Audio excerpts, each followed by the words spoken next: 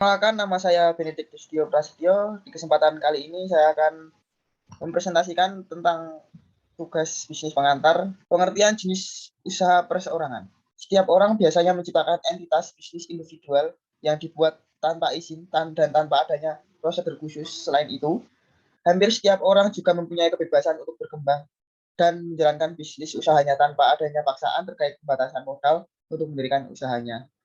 Itu adalah pengertian jenis usaha perseorangan secara garis besar. Berikut adalah ciri-ciri perusahaan perorangan. Yang pertama, usaha dimiliki oleh perseorangan, oleh individu. Lalu yang kedua, bentuk pengelolaannya sangat sederhana. Modal yang dikeluarkan relatif tidak besar. Selanjutnya, kelangsungan bisnis tergantung pada pemiliknya itu sendiri. Selanjutnya, nilai penjualan dan juga nilai tambah yang diproduksi relatif lebih kecil. Jadi kan kalau perusahaan perseorangan itu memang lebih kecil dalam skalanya. Selanjutnya, pemilik firma terdiri dari beberapa orang atau perusahaan yang bersekutu, dan masing-masing anggota persekutuan menyerahkan kekayaan pribadi sesuai yang tercantum dalam akta pendirian perusahaan.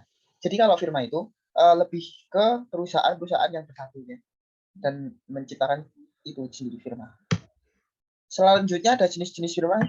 Yang pertama, firma dagang atau trading partnership. Firma dagang merupakan salah satu jenis firma yang bergerak dalam bidang perdagangan. Kegiatan utamanya berfokus pada jual beli produk. Kalau yang kedua itu adalah firma non-dagang atau jasa. Sesuai namanya, firma non-dagang ini bergerak dalam bidang jasa. Kegiatan utamanya berfokus pada penjualan suatu produk berupa jasa atau keahlian tertentu. Yang ketiga adalah firma umum atau bisa disebut general partnership. Firma umum adalah jenis firma di mana setiap anggotanya memegang kekuasaan yang tak terbatas. Artinya setiap anggota harus bertanggung jawab penuh terhadap kelangsungan hidup sebuah perusahaan itu sendiri. Yang keempat adalah firma terbatas atau limited partnership. Jenis firma ini juga berbeda dengan firma umum karena pada setiap anggotanya memegang sebuah kekuasaan yang terbatas. Jadi kalau yang firma umum itu tanggung jawab penuh, tapi kalau firma terbatas itu kita kekuasaannya itu terbatas. Selanjutnya adalah CV.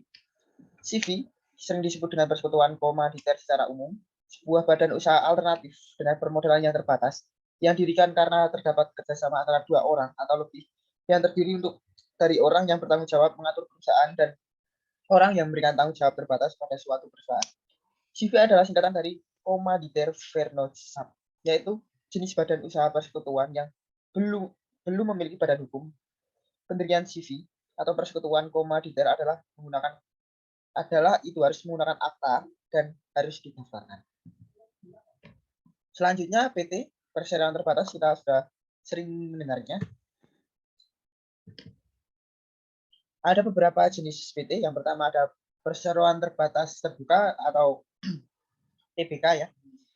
Bersifat terbuka untuk para masyarakat. Jenis PT ini menjual sahamnya ke masyarakat melalui pasar modal. Biasanya perusahaan-perusahaan perseroan terbatas terbuka itu di belakangnya ada tulisan TBK. Itu berarti kita bisa jual beli saham di situ. Kalau PT tertutup yang kedua, jenis PT ini tidak melakukan aktivitas jual beli sahamnya untuk masyarakat luas. Jadi kalau untuk PT tertutup itu dia tuh lebih untuk tidak menjual sahamnya, tidak ada di pasar modal seperti itu. Yaitu yang ketiga adalah PT kosong, jenis PT yang telah mengantongi izin usaha dan izin lainnya, tapi belum ada kegiatan yang dilakukan untuk keberlangsungan perusahaan. Yang keempat adalah PT domestik. PT domestik adalah jenis PT yang sudah berdiri dan menjalankan operasional perusahaannya di dalam negeri dan harus mengikuti seluruh aturan berlaku dalam negeri. Yang kelima adalah PT perseorangan. PT perseorangan adalah jenis PT yang seluruh sahamnya dipegang oleh satu orang. Jadi hampir mirip seperti yang pertama tadi, yang perseorangan.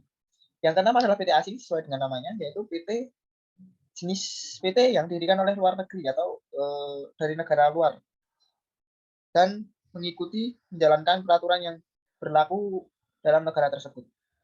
Selanjutnya adalah koperasi.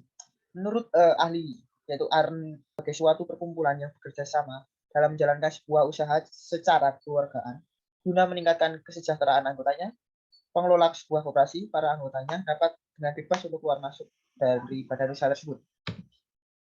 Ada beberapa jenis koperasi di Indonesia. Yang pertama adalah koperasi konsumen, yaitu menyelenggarakan kegiatan usaha pelayanan di bidang penyediaan barang kebutuhan anggota dan non-anggota.